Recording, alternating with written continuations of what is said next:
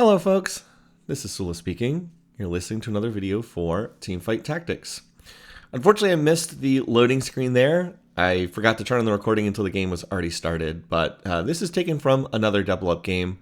I'm playing together here with Headwinder, and in this game, we're going to be looking at a Jhin Snipers team comp. Now, I already did a Jhin Snipers game relatively recently that I put on YouTube.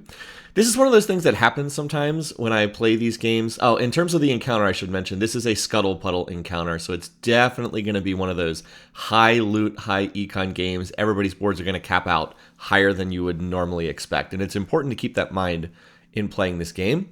Okay, so as I said, I know I recently did another Jhin game. I recently posted one to YouTube. However, this game was just a better version of like the same build. And so as a result, I did still want to put this one up on YouTube. It ended up being a really, really close, exciting, fun game to play.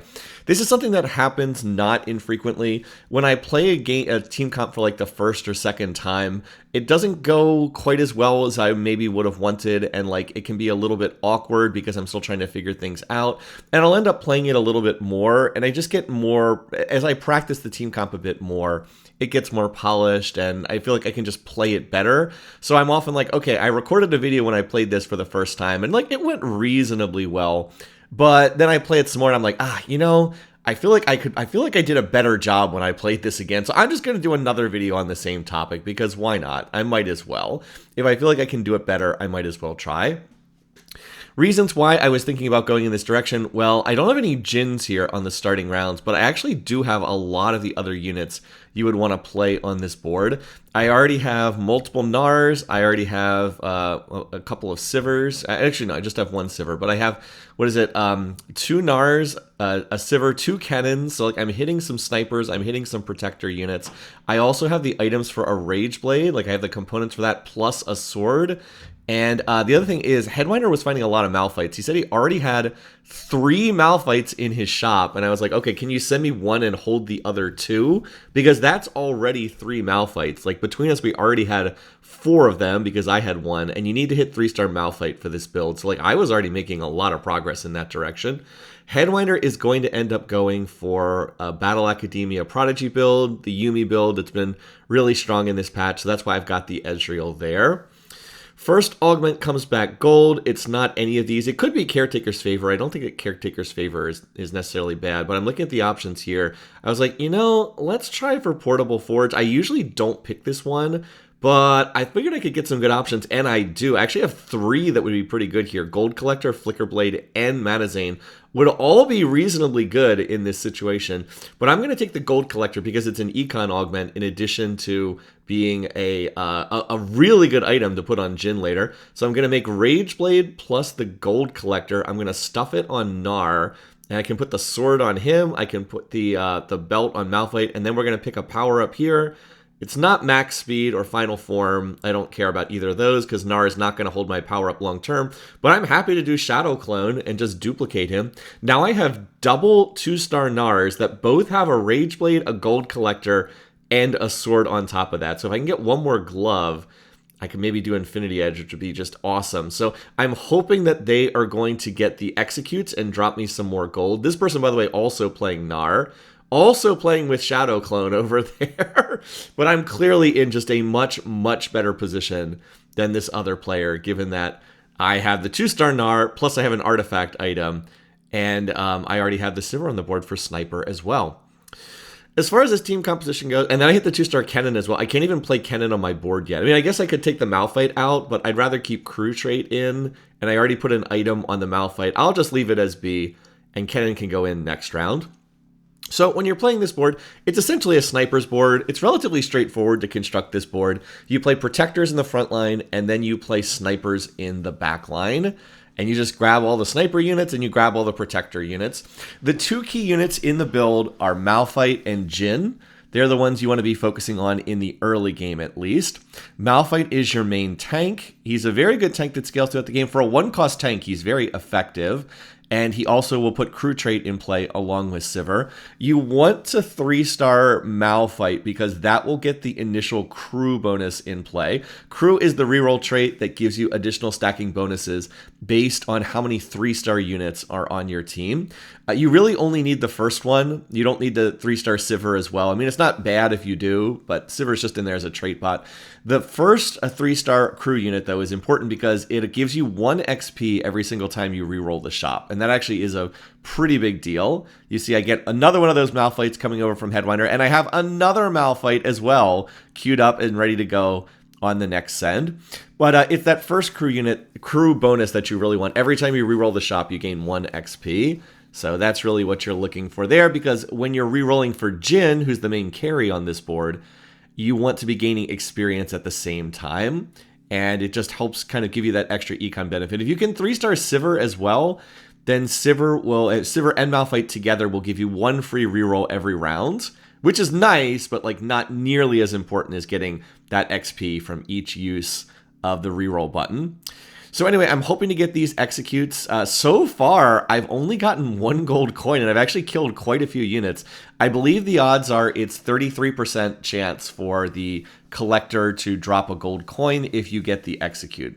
So considering that I've killed about probably like 8 or 9 units with those executes to only get 1 gold coin so far, it's a little bit sad. I'm like, where was my gold? Where were the gold drops from this?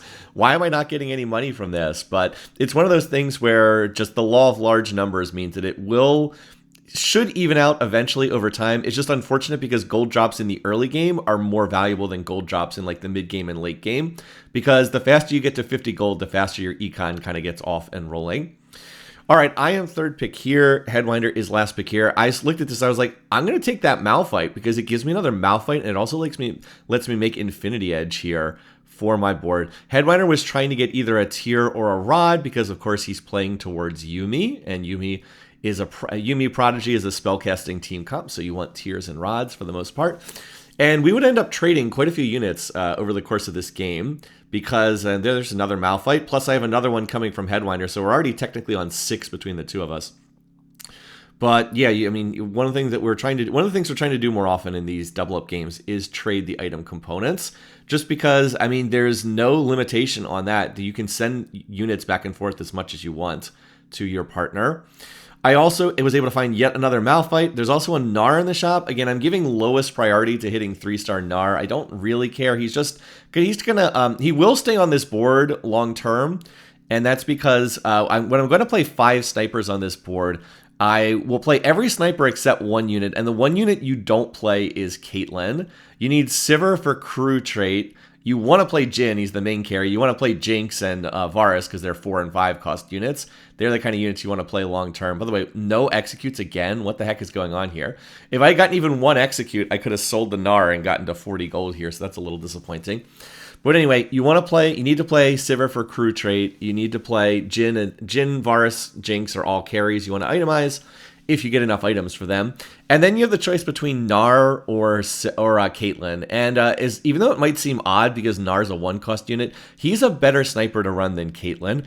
The problem for Caitlyn and the problem for all Battle Academia units is the power of the Battle Academia units is tied to their, what is it called, potential, which is the unique mechanic they have. All of their abilities do stuff based on how much potential they have. And that means if you're not running Battle Academia, then they don't have any potential for their abilities, and their abilities are just terrible. It's a cool trait. I like the design, but Battle Academia is extremely inflexible in this set. You basically cannot play Battle Academia units outside of vertical Battle Academia because all the power of the units is tied to potential, which you only get from playing members of the Battle Academia origin or trait, whatever it's called. So long story short, Caitlyn outside of Battle Academia is just absolute garbage, so there's no point in playing her. There just isn't. Anyway, I finally get some gold drops. I got 2 of them that round, and that puts me at 49 gold, so obviously I'm going to sell this Gnar. And that basically cuts off any possibility of hitting 3-star Gnar. Like, there's another Gnar here, so I guess technically I could have maybe tried to get this unit, but I just didn't really care that much about Gnar 3-star. I'm also going to get a Jhin send coming over from Headwinder, so that's great. Again, Jhin is the unit that I'm going to try to play through. For the moment, it makes sense to keep all these items on one of the other units. Gnar actually uses Rage Blade a lot better than Sivir, so I'm going to keep the items on Gnar.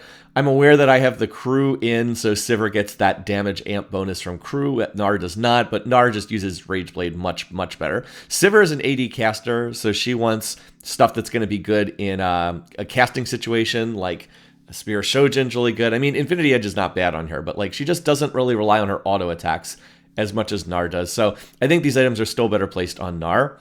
But anyway, to get back to that point from earlier that I've kind of been circling around, not only is Caitlyn really bad outside of Battle Academia, Gnar's ability gives additional AD to the 2 closest units. It's like really easy to miss this, but he actually does give additional AD to the 2 closest units. It's not a ton, but like it is something.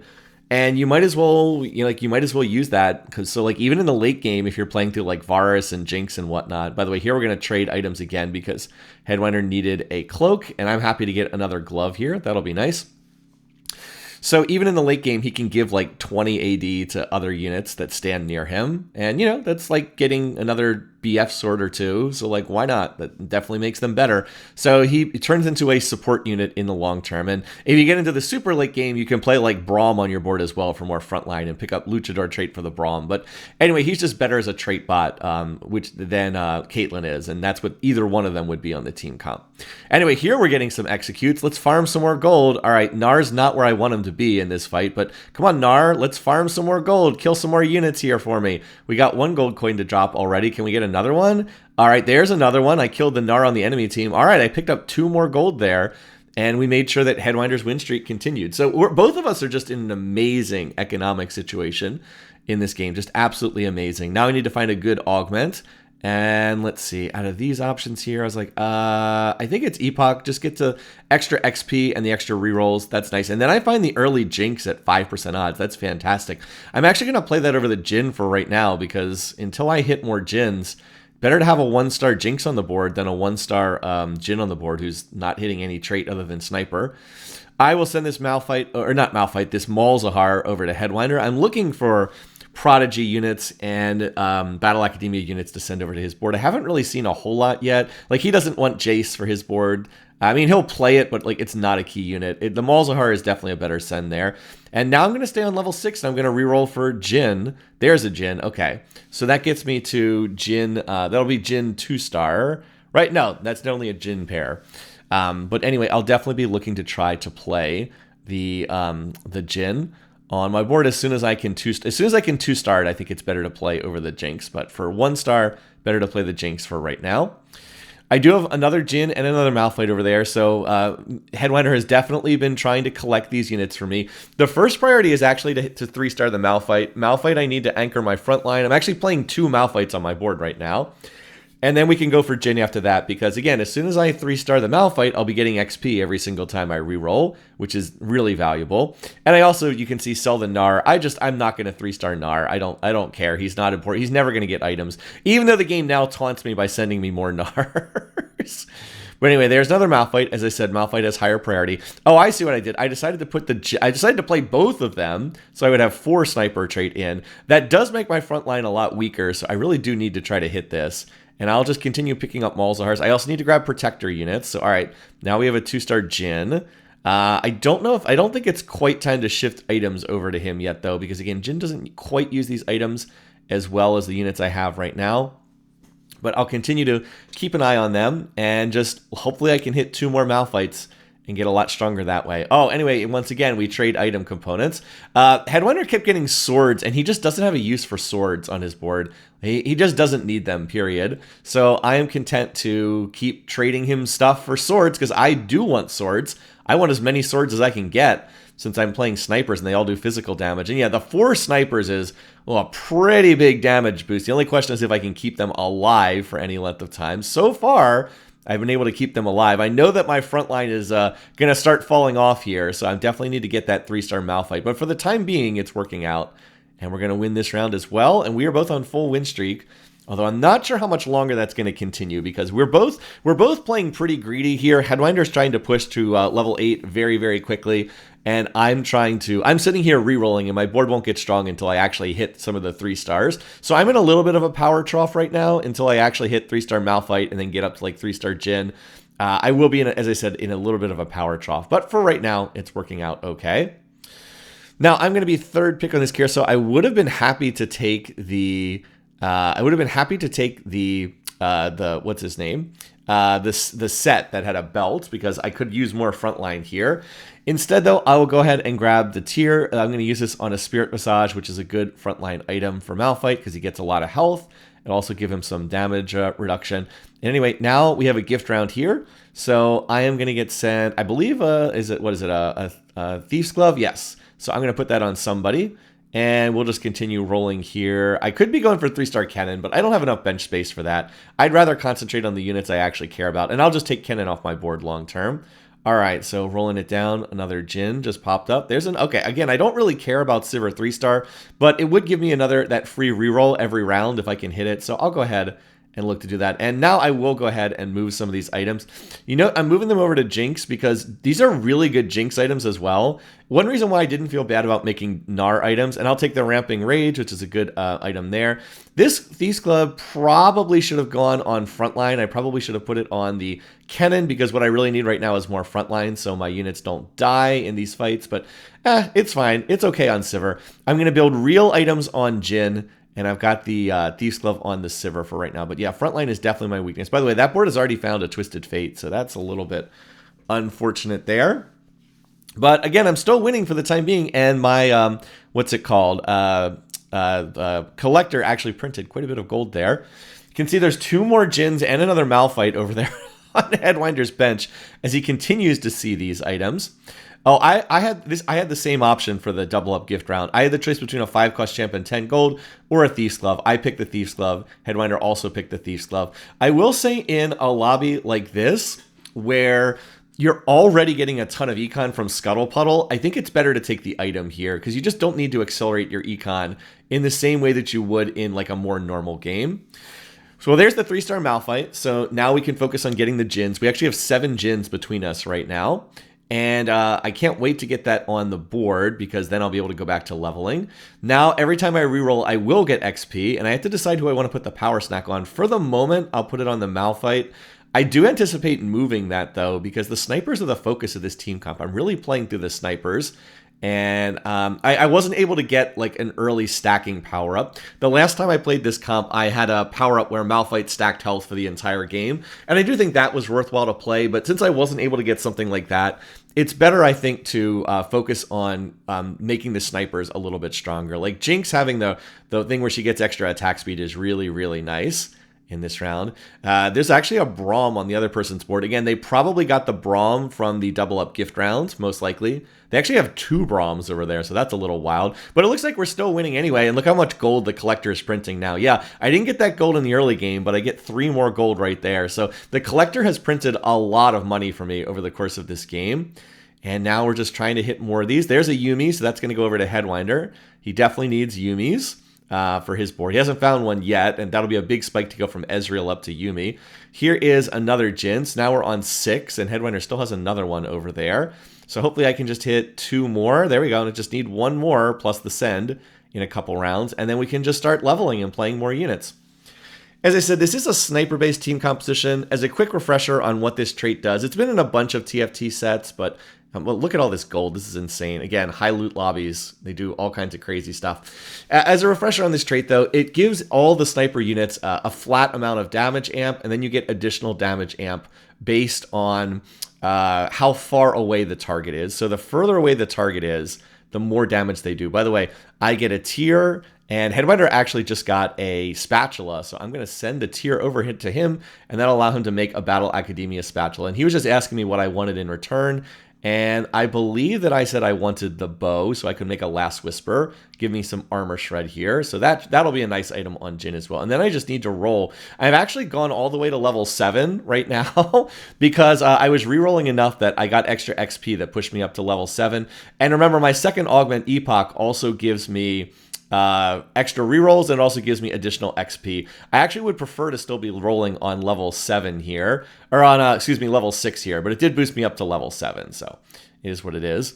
All right, so now I'm dealing with this Mentor Mech board, and I might have been able to win by myself, probably not, but I do end up losing, and the win streak finally comes to an end. If I'd been a little bit more proactive about rolling my gold, maybe I could have hit the 3-star Jhin in time, but I did not, so oh well. Now we have a Prismatic for our last option. It could be invested, but I'm going to go for the Water Lotus, give my whole team extra crit chance. And now Headwinder has another Jhin coming next round, so I don't really need to sit here and roll for Jhin anymore. I can just go to the next level, and I'll play the Rakan. So this takes me up to 4 protectors. And now my front line is still not great, but at least now it's pretty passable. I have the 3-star Malphite, and I have 2-star, 2-star Rakan, 2-star Nico, and 2-star Kennen. Now I would like to find the Cassante, so I can take out Kennen and replace with Cassante, who is the 4-cost protector. And I'm also going to move this Thief's Glove. I don't need it on Sivir anymore. What I need is more frontline, so I will put the Thief's Glove on the Nico. I'll continue building real tank items on Malphite, but I'll put the Thief's Glove on the Nico. And hopefully she'll roll items that are decent enough there on the front line.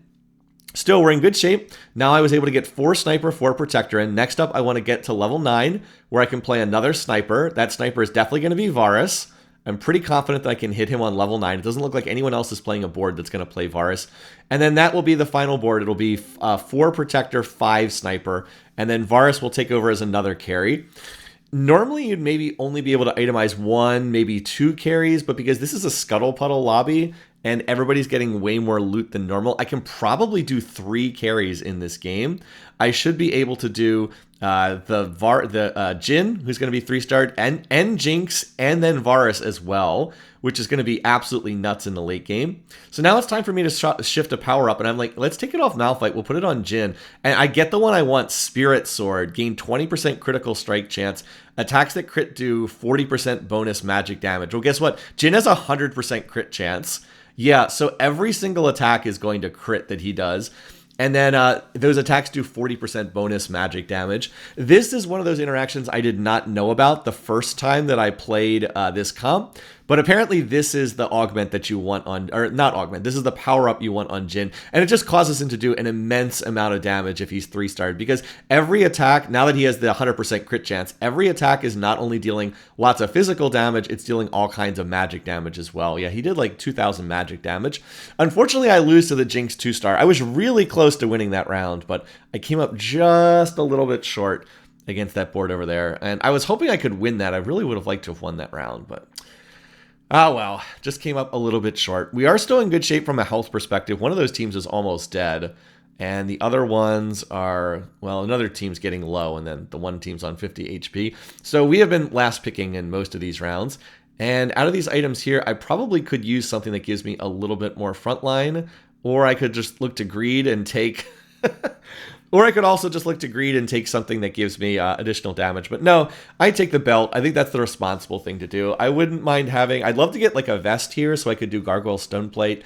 And then this belt could be used for a lot of frontline tank items. There's a lot of stuff that can be good with this. Anyway, I am going to level 9 right now. Again, it might seem kind of silly to go to level 9, but this is just such an econ heavy game. With the Scuttle Puddle plus all the gold I farmed off the Collector, plus that Epoch Augment giving me additional XP and rerolls, I can just push up to the level 9 quickly. And I even have some of my Epoch rerolls saved up here. One nice thing is I don't have to use them right away. As far as other boards, people are definitely starting to hit their comps. Our boards are, we are both greeting to level 9 right now. So both of our boards, me and Headwinder, we're in a bit of a power trough right now. We're both trying to get to 9 and just accepting that we're going to trade some health here in exchange for getting to 9 quickly. Because we know some of these other teams are like rolling it down on level 8 or like this board's re-rolling on level 7. So as they hit some of their units, they're going to be stronger than we are for the time being. But we think if we can get to, like, this board's still only level 7. Like, I'm level 8, halfway to level 9 almost. If I can start playing some 4 and 5 cost units, my board will be a lot stronger. Like, I want to 2-star the Jinx, who still has a lot of very good items. And by the way, I don't really expect to hit 3-star Nico, but I'll just grab Nico's. You never know. It would be a big spike to my board if I could hit 3-star Nico. I'm not going to roll for it specifically, but who knows? If this game goes for a while, maybe I can hit it. It's not like I'm lacking for econ here. So anyway, if I can hit 2-star Jinx and then get Varus on the board, then that will and replace Kennen with Cassante. Cassante would help a lot as well if I could get him on the board, just because he'll be able to tank for a lot longer. But yeah, some of these boards are getting low. I mean, again, the luxury of win streaking through the early game is we bank a lot of health. We are able to preserve that. And so we don't feel the need to roll down early. We can get to level 9 and start playing more of these units and just make up boards that are made up of more expensive units because we're not under pressure of dying here. We're in a very comfortable situation in this game overall. I'm up against one of the duelist boards. It's a reasonable, pretty well-built duelist board, but even with Ashe 2-star, I'm still able to outdamage that and print a little more gold off the collector. And it looks like we're able to double win here. So again, still hanging steady. That board is level 8, 0 gold, and they're also on low HP. So they're in not in good shape right now. All right, I get the Varus coming over from Headwinder. He found an early Varus, so that's fantastic. Now I'll put that unit on the board, and we don't have too much more we need to look for here. Once I put Varus in, the only thing I need to do is just 2-star my board and then find at least one Cassante. And we'll be pretty much set at that point, outside of maybe going to level 10. But I will need to stay on 9 for a while because I really do need 2-star Varus, and I want a 2-star Jinx as well. There's another belt. That's pretty nice. I don't mind getting that, although there is an item I'd really like to make that's not a frontline item. I'm hoping I can pull from my anvil here. I'm going to pull, and yes, there is a glove here. This is what I wanted to do. I wanted to make the Striker's Flail, which just has fantastic synergy with the items that Jhin has. Jhin has a ton of critical strike chance. That's going to give him all kinds of damage amp to go with it as well. And by the way, I'm on 6 of these, Nico, so who knows, maybe I can hit that unit. I still have 4 rerolls here on level 9. I need to decide what I'm going to do with this belt. And I was like, you know, I don't really need an Evan Shroud because I've already got a Last Whisper on Jhin. I really don't need this, but like, there's nothing else I can do with this item. And it's not bad. Like, additional armor shred is not bad. My team is all physical damage. It's not terrible to have a little bit more armor shred, but like, that's not the item I would have chosen to make. It's just, it's what I had the components for, so it's not that bad. Now, unfortunately, this board has a 2-star Braum. I was like, what the heck? That's concerning. So that's not what I want to see. And yeah, unfortunately, my Malphite gets thrown. I could have done a better job of positioning here, so Malphite was not getting picked up and thrown around by the Braum. I just didn't expect someone to have a 2-star Braum on 5-1. It's like a sign of how accelerated the economy is in this game, that someone already has a 2-star Braum on 5-1. But yeah, everybody's board is just like so disgustingly rich from all the gold we've been getting dropped in this game that like every board is going to cap out at some crazy high amount. All right, similarly, we have a gift round here. I believe it was like a 5-cost unit or an item. And I was like, I'll just take the item component. Fortunately, it's something that's reasonably useful. It is a, Edge of Night. Now, that's not an amazing item for my situation, but it's decent. I mean, it's an AD item. It gives an aggression drop. I'll go ahead and stuff it on the Jhin. I'm not going to try to reforge this. The odds that it's going to turn into something useless are really high, so I'll just make use of this.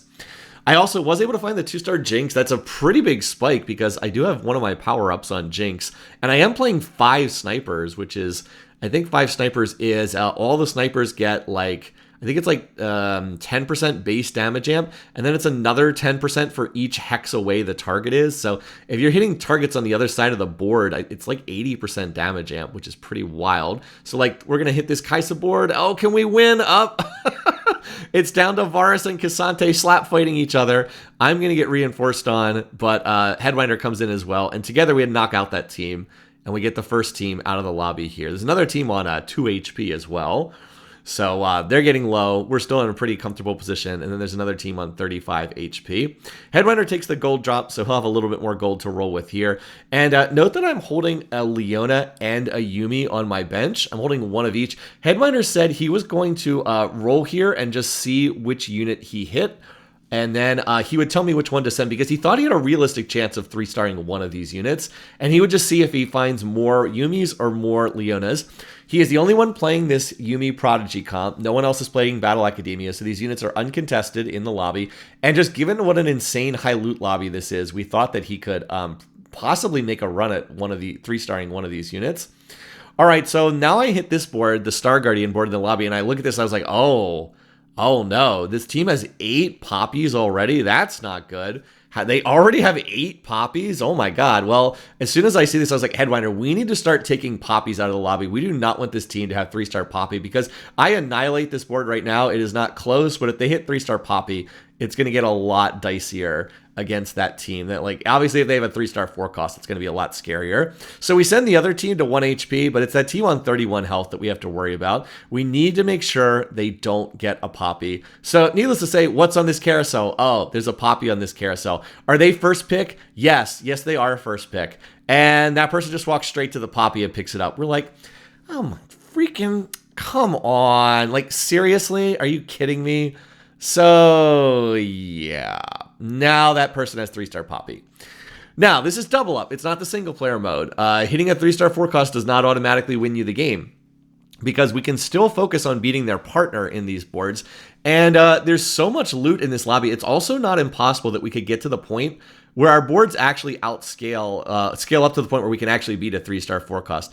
The 3-star 4 costs are not as invincible in this set as they were in some of the earlier sets. Like, there were definitely sets in the past where, like, if you hit a 3-star 4 cost, it's just the game was just over when that happened. But that's not necessarily the case anymore.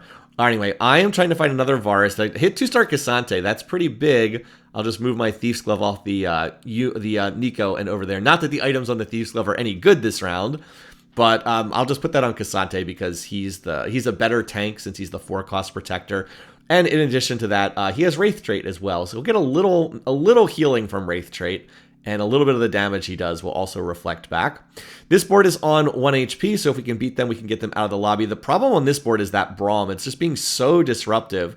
The 2-star Braum that's running in my backline, throwing units around. I'm going to be able to kill most of the board. Varus is doing crazy damage, but not quite. I think if I had 2-star Varus, I would have won that round. But here's the good news. Their partner lost, so they're out of the lobby as well. Now it is down to just us and the team that's left. One of their boards is a mech board, Mentor mech board. They have like a 3-star Senna and a bunch of mech units.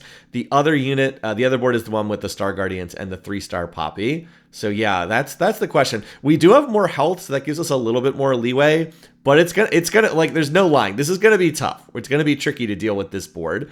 Headwinder has mostly hit his board. He's saved up to 50 gold. He said he would wait until after the minion round and then try to roll down and get extra copies, as I said, of the Leona and of the Yuumi, and just see which one he could hit more of. I am going to try to do my best against this board. I have the Mentor Mech board. They've hit the 3-star Senna. They've also hit 3-star Kabuko. They didn't itemize the Kabuko. They also have a 2-star Lee Sin. I don't know which version of Lee Sin this is that they're playing, but 2-star Lee Sin is also a bit concerning here. Still, Jinx is still alive. Jhin is still alive. And it looks like we've got this board. All right. So I'm able to win that round. That drops him down to 19 health. Headwinder, of course, loses against the 3-star Poppy. No surprise there. But, like, we can beat their partner. So this is not over. We can beat their partner. We got a shot here. And as I said, Headwinder now is going to do his roll down and see what he can find. And then I will send him either the Yuumi or the Leona based on what he has. I've got the 2-star Varus. Now I need to get items for the Varus. Although I'm a little surprised he's rolling down before the minion round. Interesting. He's grabbing some of the units there. And then after that, now that I have the 2-star Varus, I can pretty much just go to level 10, which again seems silly to say, like, go to level 10, but there's just so much econ in this lobby. I legitimately can go to level 10. All right, so I'm going to go ahead and pull my item anvils. I want Varus items. Yes, Giant Slayer, good. And, okay, well, this one's disappointing. There's no AD items here. Sterix is not going to do anything. Maybe Gnasher's Tooth, but, like, that's not good here. That's not going to be helpful. Headwinder tells me to send the Leona because he hit more Leonas. And let's go ahead and we'll try the Reforger. And, oh, yeah, less Whisper. Okay. I mean, I'm overloaded on Armor Shred here. I don't need this much Armor Shred, but, like, that's still a good item. That's perfectly takeable there. And now I will go to level 10. And I'll play another unit. The unit I actually want is Braum because I want more frontline here. I don't need more damage. I've stuffed Zyra on the board because she's such a good utility unit, but the unit I actually want is Braum. So I'll just have to go ahead and look for him. I actually have 6 rerolls saved up.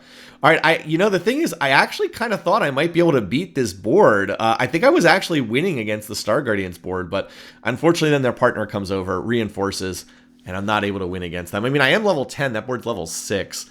There's no point in going for Jinx 3-star because that other team's playing Jinx. They already have 3 Jinxes on their Star Guardian board. And then, boom, look at that.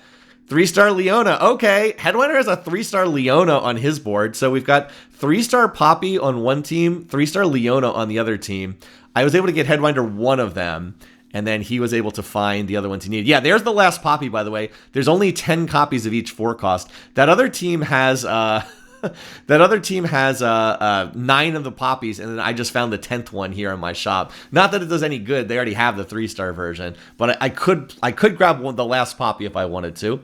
Now I have the Mentor Mech board, and I beat this board the last time I had them, so I thought I could probably beat this one. But unfortunately, Senna gets off a good ult on my Jinx. I actually need to make sure I'm positioning my sniper units on the opposite side from Senna, and then Jarvan got off an amazing dunk that just stunned my whole back line, and I ended up losing that one. Their Rise also did 9,000 damage. So I was like, all right, I got to position better. I think I could have won that fight if I'd positioned better.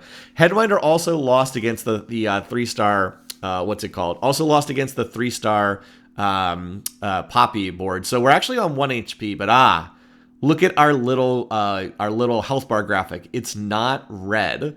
We are actually on fake 1 HP. That means we can lose another round and not be out of this game. So we actually are not in as much danger as it looks like here. We're on fake 1 HP, so we can survive a loss. I'm also now going to move my power up from Jinx over to Varus. And I'll just take the Doom Barrage. I don't need... Well, I took Bludgeoner. Okay. I actually thought I took Doom Barrage there. Misremembered it. But yeah, this is going to be interesting. I already have so much armor shred. The Bludgeoner will then shred another 40% of armor on top of the armor shred I already have. So it's a pretty good damage multiplier. And then, all right, Varus. Oh, Varus is shredding this board. Wait, did we just kill the 3-star Poppy? Yeah, we just straight up beat the 3-star Poppy board. Like, not like just literally straight up beat that board. Not even reinforcements or anything like that. Okay, so we're starting to feel better and better about this game now. Now that my board is really online, I have 2-starred all of the sniper units. I am hopefully solving some of my frontline woes. I'm going to go ahead and take the Thief's Glove here. Headwinder's going to get another Battle Academia emblem, although that doesn't really do that much for him. He could put it on Seraphine, potentially, but it doesn't really do that much for him. I could have taken it myself, by the way, and then that would have like there was a Nico on that carousel with the Battle Academia emblem, but the emblem would do absolutely nothing for me, so there was no point in picking that up. And I'm rolling here, and then, oh, never mind. That Nico's going to come over from Headwinder. That's right, we had the send up. So he was like, yeah, I just got the Nico off Carousel. Why don't I just send it to you? So that makes 3-star Nico. I can slap the Thief's Glove on her. So my front line, which has been a weakness the whole game, is actually starting to get pretty strong here. I've got the 4 Protector in, 3-star Malphite, who has real tank items, 3-star Nico, who has the... what's it called? The Thief's Glove. I should actually double item remove and put the real items on the Nico and the Thief's Glove on Malphite. And then I also have a 2-star Cassante who also has a Thief's Glove, so like that's pretty good as well. Now I'm up against the Mentor Mech board, and now that my frontline problems have been solved, and I have 2-star Varus, I'm stronger than this board now. Jhin does 15,000 damage in that fight. Jesus, Jhin. So yeah, the 5 snipers just gets... I mean, if you hit all the units... Like this board is insanely expensive to put together. Like, I'm playing... how many 3-stars do I have? I have 3-star... What is it? Sivir. I have 3-star Malphite. I have 3-star Jhin. I have 3-star Nico. I have a 2-star Braum. I have a 2-star Cassante. I have a 2-star Jinx. I have a 2-star Varus. This is an absurdly expensive board. But if you can hit everything, which I have here, by the way, there's Gnar giving his AD bonus to Varus and Jhin. If you can hit everything, it does become insanely strong. And like that's the real problem with my board for these other teams. I have 3 immense threats on my board. I have the Jhin, I have the Varus, and I have the Jinx. They all have the 5 sniper bonus. You have to kill all 3 of those units. Like, as opposed to this board, really the only main damage source on this board is the Jinx over there. Poppy's really tanky, but Poppy doesn't really do that much damage. It's the Jinx that does most of the damage. So if we can ever kill the Jinx, the fight's just over. And boom, we just slice through the Poppy. And once again, Poppy taken down, straight up killing the 3-star 4 cost. Headwinder's 3-star Leona was also very effective over there. That unit could not be killed, and then Yuumi just powered up and killed everything over there. So we actually take the first, and even though it said we were on 1 HP, it was a little more comfortable than that, because as I said, we were on fake 1 HP. We could have suffered another loss, but what a fun game. As I said, great, entertaining game. Insane high loot lobby, but both of us put the teams together, and we came out on top. Anyway, once again, thanks for watching. Thanks for listening. Hope you enjoyed this. Until next time, take care, folks. I'll see you again soon.